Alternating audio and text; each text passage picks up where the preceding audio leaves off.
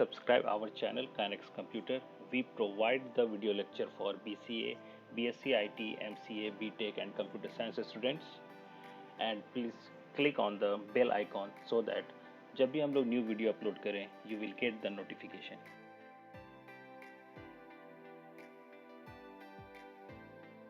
तो हम लोग लास्ट लेक्चर जो कंस्ट्रक्टर पे देखे थे उसमें हमें ये पता चला कि जब हम लोग को इनिशियलाइज करना हो, ठीक है, अपने प्रोग्राम के ज़रूरत के हिसाब से हमें कुछ इनिशियलाइज करना हो, इनिशियल वैल्यू किसी चीज़ में देना हो, तो हम लोग कंस्ट्रक्टर यूज़ करते हैं। और जब ऑब्जेक्ट बनाते हैं तो वो कंस्ट्रक्टर ऑटोमेटिकली एक्टिवेट होता है, ठीक है। कंस्ट्रक्टर में हम लोग पैरामीटर पास करते हैं, आर्गुमेंट जिसको बोलते हैं। कंस्ट्रक्टर में कोई रिटर्न टाइप नहीं होता है। और कंस्ट्रक्टर हम लोग 3 टाइप से देखे थे। तो अब हम लोग आते हैं जो कंस्ट्रक्ट किए। कंस्ट्रक्ट होता है जब हम लोग प्रोग्राम को रन किए, स्टार्ट किए, तो कंस्ट्रक्ट हुआ चीज़ है, ठीक है। अब जब प्रोग्राम एंड होगा तो हमें ज़रूरत पड़ सकता है डिस्ट्रक्ट करने का। मतलब मेमोरी में जो स्पेस लिया, मुझे वो स्पेस खाली करवाना है। कब? जब प्रोग्राम ख़त्म हो रहा है, ठीक है। तो डिस्ट्रक्टर उसी में हेल्प करता है कि आपका जब ख़त्म हो रहा है तब आपको कुछ काम करना है, लास्ट होते होते प्रोग्राम के लास्ट में, तो आप डिस्ट्रक्टर सेक्शन में आप उसको लिख दीजिए, ठीक है। ये भी काइंड ऑफ एक फंक्शन ही है, बस थोड़ा सा इसका सिंटैक्स अलग होता है। तो destructor are special class functions, ठीक है, ये भी एक फंक्शन है which performs deallocation of every object. जब हम लोग कंस्ट्रक्ट करते हैं तो हम लोग ऑब्जेक्ट को एलोकेट करते हैं। एलोकेशन मतलब होता है रैम में, ठीक है। आप लोग रैम सुनते हैं, 2 GB रैम, 4 GB रैम। तो रैम एक मेमोरी है, उसी में सारा चीज़ होता है। जब प्रोग्राम रन करता है, कोई भी आप लोग ऐप रन करते हैं, तो वो रैम पे ही वो काम करता है। जितना भी उसको वेरिएबल चाहिए, उसके लिए जो मेमोरी चाहिए, वो रैम से लेता है, ठीक है। तो उसी रैम में वो वेरिएबल या ऑब्जेक्ट एलोकेट होता है। जब उस ऐप को आप बंद किए तो डी एलोकेट होगा, ठीक है। मतलब क्लियर हो जाना चाहिए, नहीं तो के 5-6 ऐप आप ओपन कर लिए मान लीजिए और डी एलोकेट हो ही नहीं रहा, ठीक है। तो रैम क्या होगा, 4 GB का तुरंत फुल हो जाएगा और आपका मोबाइल क्रैश कर जाएगा, ठीक है, हैंग करने लगेगा। तो इसीलिए क्या होता है कि जब हम लोग डेवलपमेंट का काम करते हैं तो हम लोग बीच में डी एलोकेट करते रहते हैं कि अच्छा ये ऑब्जेक्ट कभी यूज़र यूज़ नहीं कर रहा है तो इसको भी रैम से हटा दो सो दैट की स्पेस खाली रहे। तो वो सब कंडीशन में यूज़ होता है, ठीक है। तो डिस्ट्रक्टर हमेशा डी एलोकेशन मतलब कि खासकर प्रोग्राम के एंड में जब काम खत्म हो गया है तो रैम से डी एलोकेट करने के लिए यूज़ करते हैं हम लोग। It gets called when an object scope is over. Object scope, scope मतलब जैसे कर्ली ब्रैकेट जो हम लोग लिखते हैं मेन का, स्टार्ट करते हैं और क्लोज करते हैं ना कहीं पर, तो उसका स्कोप कहलाएगा कि इसके अंदर में वो ऑब्जेक्ट है। तो लिखा हुआ है कि स्कोप इज ओवर, ठीक है, और एंड ऑफ द स्कोप मतलब जब हम लोग एकदम लास्ट में आ गए, प्रोग्राम के लास्ट में, ठीक है। तो जिसके अंदर वो डिक्लेयर किया हुआ था अब उससे कभी बाहर भी निकलेगा, तो बाहर निकलने के टाइम में ये डिस्ट्रक्टर एक्टिवेट होता है ऑटोमेटिक। इसको भी कॉल नहीं करना पड़ता है।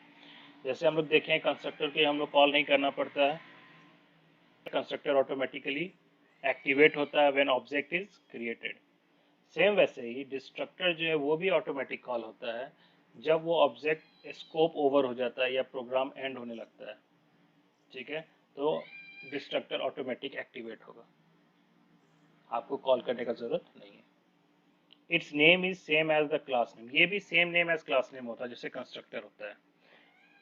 बट डिफरेंस ये है कि इसमें आपका ये टिल्ड का साइन होता है, ठीक है। डिस्ट्रक्टर के पहले हम लोग ऐसे करके टिल्ड का साइन लगाएंगे और same name as class name तो होगा ही। नेक्स्ट पॉइंट है it does not have any return types. Same constructor के टाइप का इसमें भी कोई रिटर्न टाइप नहीं होता है, नॉट इवन वॉइड, ठीक है। ये सेम एज कंस्ट्रक्टर है यहाँ पर ये point. It does not have any parameter, ये फिर डिफरेंस है कंस्ट्रक्टर एंड डिस्ट्रक्टर में। हम लोग देखें कंस्ट्रक्टर में हम लोग आर्गूमेंट पास करते हैं, पैरामीटर पास करते हैं। डिस्ट्रक्टर में एक पैरामीटर भी पास नहीं होता है। इसका मतलब ये हुआ कि एक प्रोग्राम में, ठीक है, मतलब एक क्लास अगर बनाए हैं तो उसमें कंस्ट्रक्टर तो जितना चाहे उतना बना सकते हैं, जिसको आप लोग को हम लोग बोले थे कंस्ट्रक्टर ओवरलोडिंग, है ना। बट डिस्ट्रक्टर आप किसी प्रोग्राम में एक ही बना सकते हैं और उसको जब बनाते हैं तो उसमें पैरामीटर पास नहीं होता है, ठीक है, और ओवरलोड नहीं होता इसीलिए डिस्ट्रक्टर। क्यों? क्योंकि आप लोग देखे हैं लास्ट क्लास, ओवरलोडिंग का कॉन्सेप्ट में मैंने बताया था कि या तो पैरामीटर पास नहीं होता है, या तो पैरामीटर पास हो रहा है, या फिर पैरामीटर एक ही पास हो रहा है, किसी में दो पास हो रहा है। मतलब ये पैरामीटर पे बाइफरकेट करता है कंप्यूटर की कौन सा कंस्ट्रक्टर कॉल हो रहा है। ठीक है, एक ही पैरामीटर पास करोगे, एक ही आर्गूमेंट, तो एक वाला जो कंस्ट्रक्टर होगा वही कॉल होगा। दो आर्गूमेंट पास करोगे तो दो जो कंस्ट्रक्टर को वही कॉल होगा। बट डिस्ट्रक्टर में तो पैरामीटर होता ही नहीं है। ठीक है, तो होता ही नहीं है तो इसका मतलब है एक ही प्रोग्राम में, एक क्लास में आप सिर्फ एक ही डिस्ट्रक्टर रख सकते हो।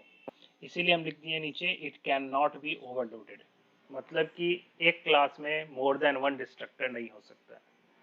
बट कंस्ट्रक्टर के मामले में हम लोग जानते हैं इट कैन बी ओवरलोडेड, मतलब कि एक क्लास में मोर देन वन कंस्ट्रक्टर हो सकता है लेकिन डिस्ट्रक्टर नहीं हो सकता। ठीक है, तो ये आपका मेजर पॉइंट था आपका डिस्ट्रक्टर का। तो डेफिनेशंस में ये हम लोग मेंशन करते हैं एक तरह से पूरा पॉइंट। अब एग्जांपल आप देख लो कि मान लीजिए कोई क्लास हम लोग बनाए थे टेस्ट नाम से। ठीक है, और उसमें हम लोग एक कंस्ट्रक्टर रख लिए, विथ आर्गूमेंट रख लिए, विदाउट आर्गूमेंट, जैसे भी लिखना चाहे हम लोग लिख दिए। ठीक है, और भी इसके अंदर जो फंक्शन लिखना है क्लास के अंदर डॉट डॉट लिख दिए, मतलब कि और भी कोई फंक्शन है मान लीजिए, और उसके बाद लास्ट में एक डिस्ट्रक्टर बना रहे थे। तो डिस्ट्रक्टर में हमें कभी मैटर करके और क्लास को बंद कर दिए। तो डिस्ट्रक्टर और कंस्ट्रक्टर में यहाँ पर सेम ये चीज़ है कि यहाँ पर टिल्ड का साइन नहीं है और इस वाले में यहाँ पर टिल्ड का साइन है। तो इसका अगर आउटपुट देखा जाए जब हम इसको प्रोग्राम को रन कराएंगे, तो मैं सिर्फ लिखूंगा, मान लीजिए सिर्फ ऑब्जेक्ट बनाए और कुछ नहीं है इसमें। ठीक है, मान लीजिए, तो हम लोग को पता है कि ऑब्जेक्ट बनाते हैं तो अगर उस प्रोग्राम में कंस्ट्रक्टर है तो वो एक्टिवेट होता है, तो सबसे पहले कंस्ट्रक्टर ही एक्टिवेट होगा, इसलिए आउटपुट में जो भी आप सी आउट में लिखे हैं वो दिखेगा। ठीक है, मैं मैसेज इसीलिए लिखा हूँ कि हम लोग देख पाए कि कौन पहले से एक्टिवेट हो रहा है, कौन बाद में एक्टिवेट हो रहा है। उसके बाद प्रोग्राम खत्म हो गया। स्कोप मतलब क्या होता है कि ये ऑब्जेक्ट किसके अंदर, इस कर्ली ब्रैकेट के अंदर है, तो ये इसका स्कोप कहलाएगा। ठीक है, तो अब ऑब्जेक्ट बनने के बाद अब तो कुछ नहीं है नीचे, अब तो खत्म हो रहा, प्रोग्राम बाहर निकलने वाला है। तो जब ये एग्जिट होने लगता है एक तरह से, स्कोप खत्म हो गया, एंड ऑफ द स्कोप, तो डिस्ट्रक्टर ऑटोमेटिकली एक्टिवेट होता है और उसमें जो आप करोगे वो काम करेगा। तो मैंने मान लीजिए इसमें लिख दिया द एंड, तो द एंड प्रिंट होगा। मैंने लिख दिया इट्स डिस्ट्रक्टर, डिस्ट्रक्टर प्रिंट होगा। तो जो भी लिखेंगे, जो भी काम करेंगे, मेमोरी डीलोकेशंस भी होता है उसमें, उसके लिए अलग हम लोग को लॉजिक लिखना होता है। बट नॉर्मली अभी ये समझना है कि कब कौन एक्टिवेट होता है और पर्पस। तो डीलोकेशन के लिए डिस्ट्रक्टर यूज होता है एंड इनिशियलाइजेशन एंड एलोकेशन के लिए कंस्ट्रक्टर यूज होता है। अगर हम डिस्ट्रक्टर लिख रहे हैं किसी प्रोग्राम में तो इन जनरल उसमें कंस्ट्रक्टर भी होगा। ठीक है, हम लोग को रखना चाहिए, तभी ना वो एलोकेट हुआ है तो डी एलोकेट कर रहे हैं। तो मैं यही जो अभी हम लोग देखे हैं उसी का हम लोग एग्जाम्पल यहाँ पर देख लेते हैं। मान लीजिए क्लास का नाम टेस्ट है। ठीक है, टेस्ट में हम कुछ नहीं ले रहे हैं अभी, हम लोग कोई वेरिएबल, कोई कैलकुलेशन का काम ही नहीं कर रहे हैं, सिंपल हम आपको बस दिखा दे रहे हैं डिस्ट्रक्टर हम लोग कैसे लेते हैं, कंस्ट्रक्टर कैसे ले रहे हैं। तो कंस्ट्रक्टर का नाम क्या होगा, तो क्लास का जो नाम है वही होगा, तो हम लिख दिए टेस्ट। इसमें सिंपल अभी रखते हैं सो दैट कि हम लोग को दिखे कि हमारा आउटपुट आ रहा है कि नहीं। ठीक है, कंस्ट्रक्टर, और इसमें एक्स्ट्रा कोई फंक्शन नहीं लेते हैं अभी, हम लोग इसी में क्या करते हैं, डिस्ट्रक्टर लेते हैं। तो क्या होगा, टिल्ड का साइन होगा। ठीक है, लेफ्ट साइड में आपका अपर में इसका की होता है टिल्ड का साइन। टिल्ड का साइन देने के बाद आप टेस्ट लिखेंगे तो ये कंसीडर होगा इट्स अ डिस्ट्रक्टर। इसको स्लैश एन कर देते हैं कि अगर प्रिंट हो तो नीचे लाइन में प्रिंट हो,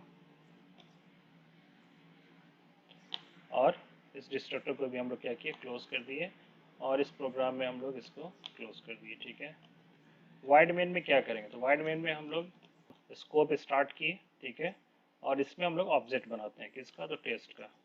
टेस्ट का ऑब्जेक्ट बनाए मान लीजिए ओबीजे। ठीक है, और इसमें हम गेट सी एच अभी रखते हैं सो दैट कि हम लोग को आउटपुट दिखे सामने। इसको हम रन कराते हैं, कंपाइल कर लेते हैं एक बार, 0 एरर है। ठीक है, रन कराते हैं। तो रन कराने के टाइम में आपको आउटपुट में सिर्फ कंस्ट्रक्टर दिखेगा। ठीक है, ऊपर वाला लाइन ऐसे ही लिखा हुआ है, CLR SCR नहीं यूज किए इसीलिए नहीं कुछ क्लियर हुआ है। बट अभी आपको आंसर में सिर्फ क्या दिखा, कंस्ट्रक्टर। क्यों, क्योंकि अभी प्रोग्राम रन कर रहा है, अभी रनिंग मोड में, अभी प्रोग्राम एंड नहीं हुआ है, इसलिए एंड ऑफ स्कोप पे नहीं पहुंचा है अभी। ठीक है, तो इसीलिए डिस्ट्रक्टर एक्टिवेट नहीं हुआ।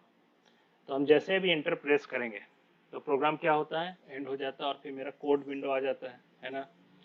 तो बैकग्राउंड में तब डिस्ट्रक्टर एक्टिवेट होता है और वो आउटपुट दिखाता है। ठीक है, तो आपको देखना है, देखिए मैं दिखाता हूँ। पहले भी हम इंटर प्रेस करेंगे तो हम लोग यहाँ से हट जाएंगे, क्योंकि ऑब्वियस बात है अब तो गेट ch आ गया है तो कुछ होगा नहीं। स्लैश लगा देता हूँ मैं सब में। ठीक है, अब आपको सही में जानना है कि डिस्ट्रक्टर एक्टिवेट हुआ कि नहीं हुआ, क्योंकि आप सर बोले हैं कि जब एंड होता है प्रोग्राम तब एक्टिवेट होता है। एंड हुआ तो हम लोग तो यहाँ आ गए, तो बैकग्राउंड में डिस्ट्रक्टर ये एक्टिवेट हुआ कि नहीं, ये cout प्रिंट हुआ कि नहीं, जो भी हम लिखे हैं डिस्ट्रक्टर में। तो ये जानने के लिए हम लोग फिर से जो प्रोग्राम अभी रन कराएंगे, और CLR SCR हम लिखे नहीं है, तो CLR SCR क्या करता है कि प्रीवियस जो रिजल्ट होता है उसको क्लियर कर देता था। ठीक है, तो हम CLR SCR नहीं लिखे हैं, तो हमको दिखेगा कि प्रीवियसली बैकग्राउंड में एक्टिवेट हुआ कि नहीं, वो स्क्रीन पे पिछला वाला भी रिजल्ट दिख रहा होगा। तो अभी हम रन कराएंगे तो आपको दिखेगा कंस्ट्रक्टर और डिस्ट्रक्टर और उसके नीचे फिर कंस्ट्रक्टर। देखिए कंस्ट्रक्टर तो पहले से दिख रहा था हम लोगों को, डिस्ट्रक्टर हम लोग को नहीं दिखा था, बट जैसे ही एंड किए तो डिस्ट्रक्टर क्या हुआ, एक्टिवेट हुआ। ठीक है, और हम लोग देख नहीं सकते थे क्योंकि डिस्ट्रक्टर एक्चुअली दिखाने के लिए नहीं, उसका पर्पस है इंटरनली मेमोरी डीएलोकेट हो जाए।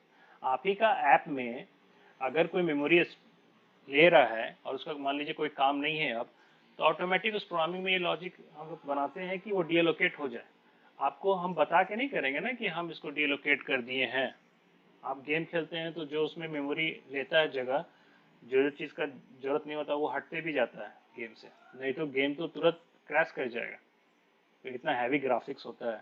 ठीक है, तो अब जैसे आप ही लोग जो मान लीजिए पबजी खेल रहे हैं, ठीक है, तो आप फौजी खेलें या पबजी जो भी है, तो आप मान लीजिए खेल रहे हैं कोई गेम, तो आप जब आगे बढ़ते हैं तो सामने का ग्राफिक्स दिखता है। ठीक है, जब आप आगे बढ़ते रहते हैं तो ग्राफिक्स तो पीछे होते जाता है।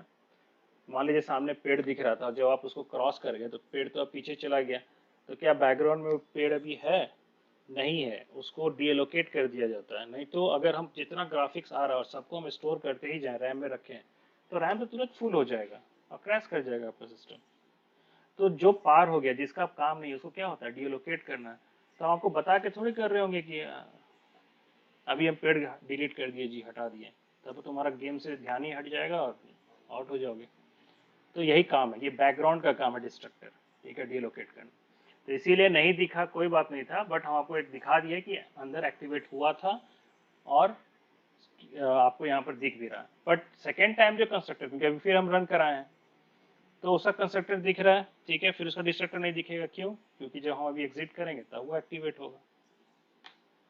तो मैं फिर से अगर इसको रन कराऊं तो फिर से वो दिखेगा, पुराने वाले सारे, और एक पुराने वाले डिस्ट्रक्टर भी दिखेगा। ठीक है, तो ये है इसका काम कंस्ट्रक्टर डिस्ट्रक्टर का।